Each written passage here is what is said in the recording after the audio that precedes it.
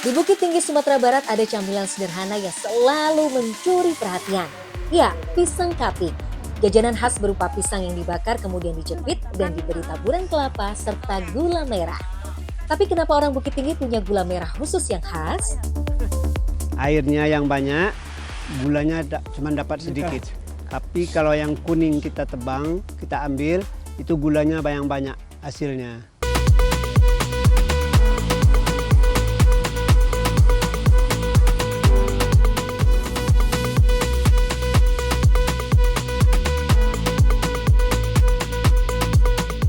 Sesuai namanya kapik yang berarti dijepit, panganan khas Bukit Tinggi Sumatera Barat ini memang dijepit dulu sebelum disajikan. Pisangnya harus dari pisang kepok karena rasa manisnya tidak berlebihan. Jadi bisa seimbang dengan rasa manis dari gula merah. Selain itu daging pisang kepok berserat dan tebal sehingga bisa dibakar sedikit lebih lama tanpa khawatir gosong di luar dan mentah di dalam. Meski begitu, pisang kepok hanya dibakar sekitar 5 menit saja agar tidak terlalu gosong dan menimbulkan rasa pahit. Kalau pisang biasa itu dia pas dipenyet itu loh berair. Kalau pisang kepok kan kering. Jadi memang kalau pisang buat kapik ini nggak boleh yang berair. Iya. Ternyata tujuan membakar pisang bukan sekedar menambah cita rasa saja, tapi juga membuat kadar air dalam pisang berkurang. Sehingga ketika nanti dijepit, pisang tidak akan banyak dan berair. Pemilihan usia pisang kepok pun ternyata berpengaruh juga pada cita rasanya. Kalau misalkan kayak buat pisang kepoknya harus yang muda, yang tua atau gimana nih? Yang biasanya? mangkal sama yang matang. Oh berarti itu hitungannya yang udah Iya. tua gitu ya? Iya. Kalau masih muda, kalau pakai yang masih muda Nggak mau pahit. Nggak bisa juga digeprek kalau yang muda. terlalu Pecah dia kan keras. Setelah dibakar, pisang dijepit dengan alat khusus. Terbuat dari kayu dengan engsel pada bagian tengah, berfungsi seperti alat pres sederhana. Pisangnya yang unik bisa dibuka tutup untuk memudahkan penjual memasukkan pisangnya. Yaya menambahkan plastik pada alat penjepit agar pisangnya tidak licin saat dijepit. Sebelumnya, pisang dibakar sebentar supaya lebih kering sehingga mudah untuk dijepit. Uniknya, alat ini dijual di Pasar Bukit Tinggi. Harga alat penjepit dari kayu hanya Rp30.000 saja. Dalam sekali tutup, pisang langsung pipih secara merata tanpa membuat pisang menjadi hancur. Satu porsi berisi 2 pisang kapik harganya Rp15.000. Setelah matang, pisang ditaburi parutan kelapa yang dimasak bersama gula merah. Kalau di Bukit Tinggi, namanya luwo. Jujur baru pertama kali beli juga. Menurutnya manis, sama teksturnya tuh lembut pisangnya, sama lumer dalamnya. Setiap hari Yaya bisa membuat hingga 5 kg luwo di rumahnya yang hanya berjarak 5 km dari tempatnya berjualan pisang kapik. Ternyata ada 2 jenis gula merah yang digunakan, yaitu gula saka yang terbuat dari air tebu dan gula enau yang terbuat dari air pohon aren. kalau dibanding sama gula enau sendiri dia kurang begitu manis. Kurang berarti. manis. Cuma karena gula enau tuh tadi kayaknya porsinya lebih banyak, Iya. jadi untuk lengketinnya itu Untuk pengini warnanya juga, pencantik warnanya. Kan kalau gula enau tuh lebih hitam. Pedagang pisang kapik selalu membuat luwo setiap hari karena bahan ini tidak bisa bertahan lama. Kadang sampai sore udah basi, kan basah bercampur air. Kan tadi kita lelehnya pakai air. Terus kelapanya kan juga basah. makanya Iya. di sini tuh harus sampai kering banget. Mm-mm. Nah nanti keringnya itu benar-benar udah nggak ada lagi sama sekali airnya. Ya, basahnya cuma basah-basah. Lengket-lengket dikit kelapanya aja. Lengket-lengket dari gulanya Dari gitu gula ya. aja. Bicara tentang gula merah, masyarakat Sumatera Barat khususnya warga kota Bukit Tinggi dan Kabupaten Agam memang akrab dengan jenis gula saka. Bahkan salah satu nagari di Kecamatan Matur, Kabupaten Agam, yaitu Nagari Lawang, sudah lama dikenal sebagai sentra penghasil gula saka. Terletak di ketinggian 1250 mdpl, masyarakat setempat mengolah tebu lokal menjadi gula merah khas, Berbeda dengan gula merah dari pohon aren yang lebih populer. Tak heran masyarakat di sini bahkan memiliki kebun tebu mereka sendiri tepat di belakang rumah. Asrul salah satunya. Yang udah siap ditebang tuh ciri-cirinya gimana Pak? Yang sudah kuning begini, yang sudah tua. Ini yang sudah mau ditebang, yang mau dipanen, yang untuk bikin gula. Kalau yang hijau itu masih belum lagi bisa ditebang. Airnya yang banyak, gulanya cuma dapat sedikit. Tapi kalau yang kuning kita tebang, kita ambil, itu gulanya banyak hasilnya.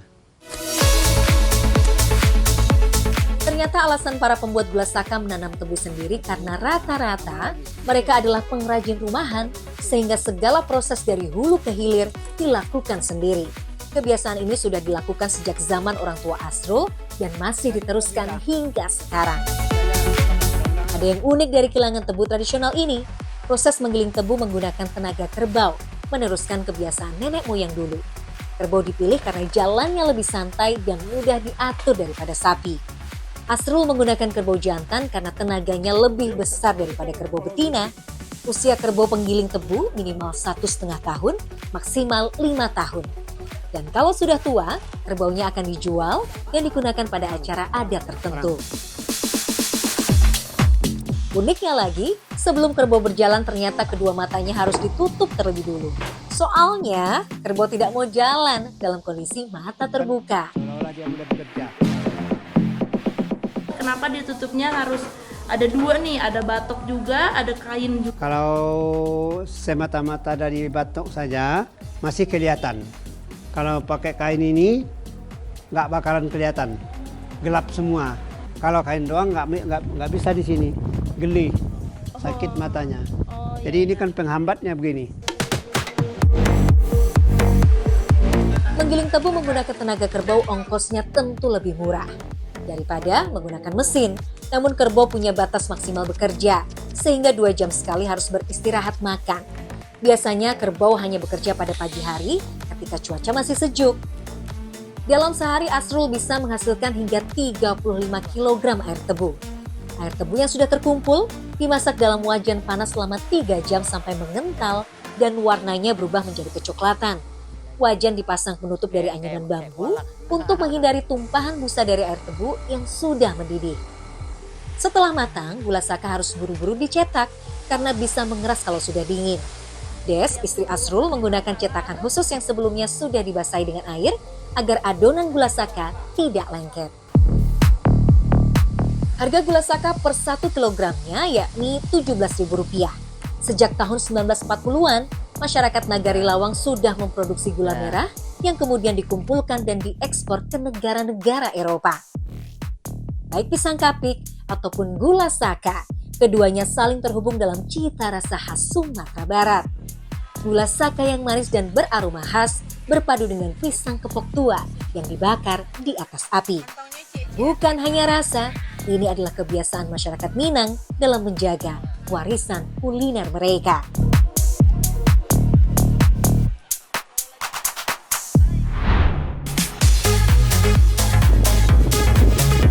Karimun Jawa, Paradise of Java.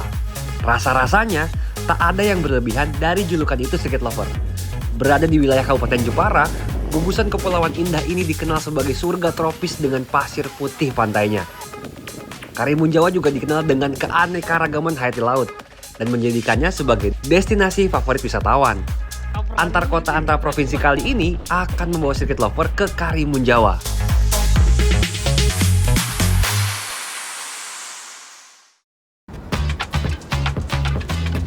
Perjalanan kami dimulai dari kota Semarang.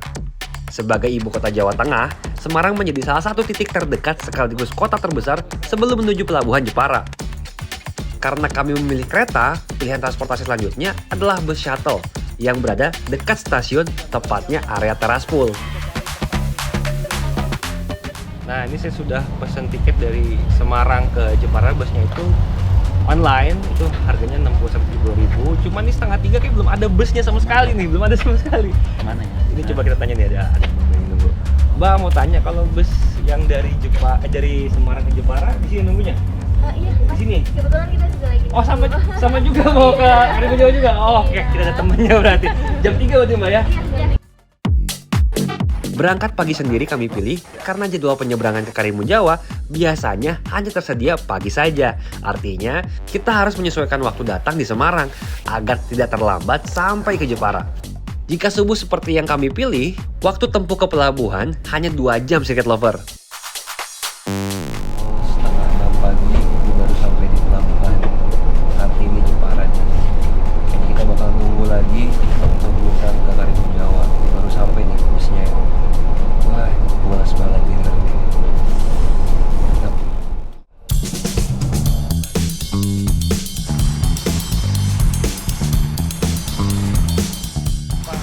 Masuk ke dalam kita ya? Ya. Ini depannya kita masuk ke dalam nih, pelabuhan jalan kaki. Habis cari sarapan dulu kali ya, ini masih setengah 6 nih, lapar juga nih. Sarapan dulu. Let's go.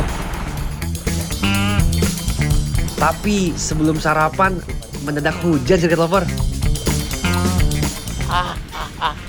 Hujan bro. Ini gimana ini kapal bisa lewat kagak ini nyebrang ini? Takutnya gagal Hujan. ya. Hujan begini ya ampun. Semoga sih gelombang aman nih. Wah, kami rada khawatir nih.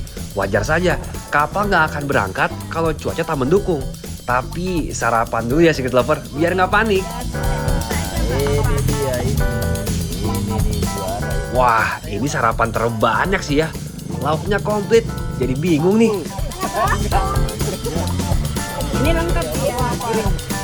Karena kondisi masih hujan dan area tempat duduk warung tidak memadai, kami pun memilih bungkus dan mencari tempat yang lebih teduh. Harganya ternyata murah banget Circuit Lover. Lauk menggunung gini tak sampai 50.000 berdua. Juara nggak sih? Ini dia dah. Lihat nih, begah-begah loh ya tuh, nggak sarapan segini tuh begah ngeliatnya. Aduh. Tapi emang harus diisi karena nanti takut gelombang tinggi. Takutnya mabuk. Terus harus diisi, oke? Mantep ya. Pesan nasi uduk.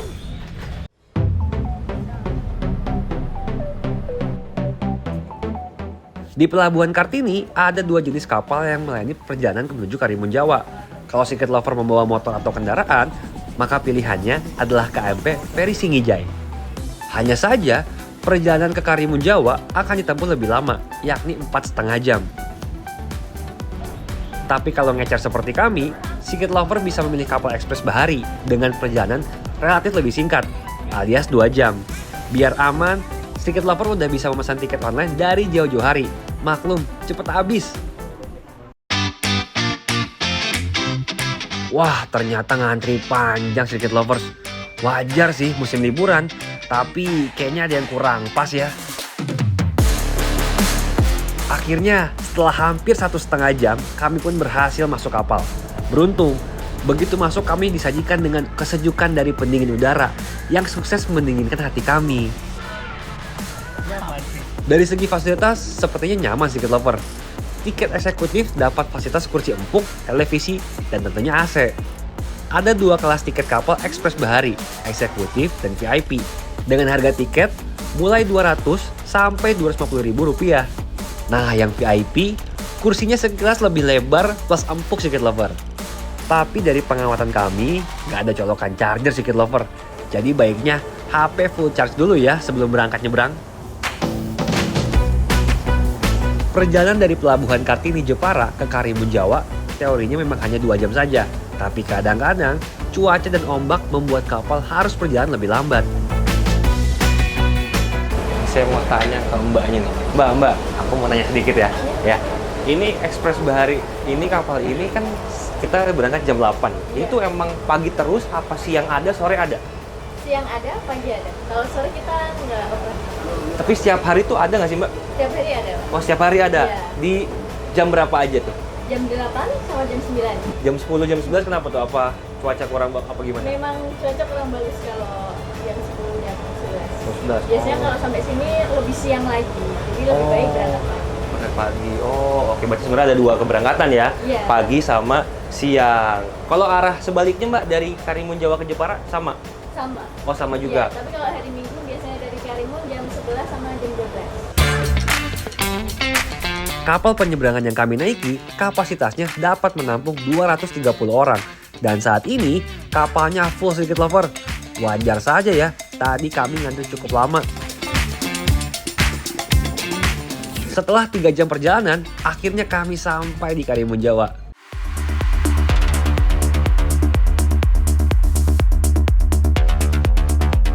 Berada 83 km dari Jepara, Karimun Jawa terdiri dari 27 pulau. Dengan total hanya 5 pulau yang berpenghuni. Selain pantai-pantai memesona, Karimun Jawa juga terkenal dengan dunia bawah laut yang indah. Cocok untuk penggemar snorkeling atau diving. Telah menjadi taman nasional sejak tahun 2001, Karimun Jawa menjadi rumah bagi lebih dari 400 spesies fauna laut, termasuk penyu sisik, penyu hijau, dan ragam aneka ikan hias lainnya. Tapi kelilingnya gimana nih?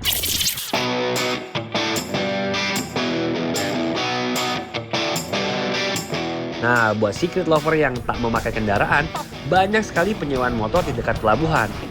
Ongkosnya pun terbilang murah, hanya Rp75.000 per hari, tidak termasuk BBM.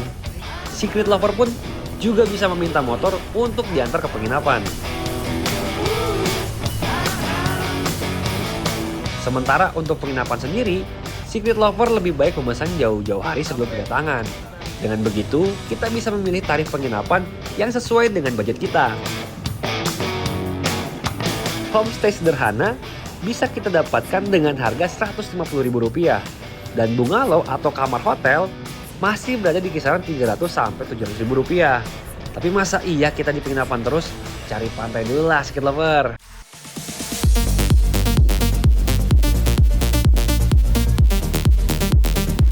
Dengan luas mencapai 71 km persegi, setidaknya ada 20 pantai yang menjadi objek wisata di Karimun Jawa. Beberapa bisa diakses melalui jalan darat, tapi ada juga yang harus memakai perahu. Tujuan kami yang pertama, Pantai Bobi. Ini katanya sih nama pantainya apa tadi? Pantai Bobi. Tahu yang punya Bobi bukan nih? Gue mau nanya. Ini salah satu destinasi favorit wisatawan yang ke Karimun Jawa, di ke Iya, Pantai salah satu Bobi. ya? Salah satunya nih. Cakep katanya. Kita lihat. Let's go. Mana Bobi? Bobi.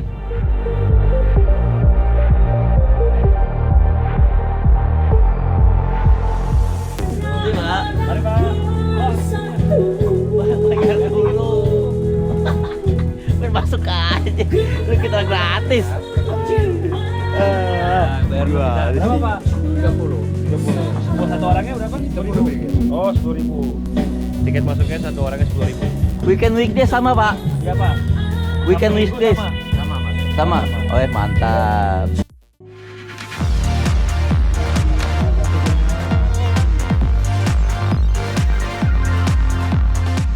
Rumor akan indahnya Karimun Jawa kami buktikan langsung di Pantai Bobi. Keindahan hamparan luas pasir putih berpadu sempurna dengan gugusan bukit hijau yang tampak sejuk. Kombinasi putih, hijau, dan biru air laut benar-benar membuktikan julukan surga Pulau Jawa memang bukan isapan jempol secret lover. Ombaknya pun tak besar. Pengunjung bisa dengan tenang berenang dan bermain air tanpa takut tenggelam. Saya penasaran nama pantainya nih. Saya langsung ketemu sama Pak Bobi nih, yang namanya dipakai jadi pantai ini. Punya bapak Pak pantainya bagaimana Pak? Iya. Punya bapak ini? Iya. Oh iya, oh serius punya bapak? Oh kenapa namanya nama bapak sendiri Pak? Kenapa Pak Bobi namanya pantai ini? Ya nanti dinamakan orang lain kan mesti marah Mas ya. Terpaksa dinamakan Pantai Bobi. Oh. Wow. Ditetapkan sebagai cagar laut sejak tahun 1986, Karimun Jawa menjadi Taman Nasional pada tahun 1999. Setelah puas menikmati Pantai Bobi, kami selanjutnya bergeser ke Pantai Ujung Gelam yang berjarak sekitar 20 menit. Berbeda dengan Pantai Bobi yang lebih tenang, di Ujung Gelam banyak wahana permainan air yang disediakan. Dari banana boat, paddleboard, hingga jet ski. Pantai ini juga jadi salah satu favorit wisatawan ketika berkunjung ke Karimun Jawa. Sebagai salah satu spot sunset terbaik, Ujung Gelam juga dikenal sebagai spot foto ikonik pohon kelapa miring yang jadi serbuan para wisatawan. Meski baru 2 pantai yang kami kunjungi, rasa-rasanya julukan surga Pulau Jawa memang tak berlebihan untuk Karimun Jawa. Nah, buat kalian yang penasaran berapa total ongkos trip Karimun Jawa via Semarang, cek setelah ini ya. Sampai jumpa lagi di perjalanan antar kota, antar provinsi selanjutnya.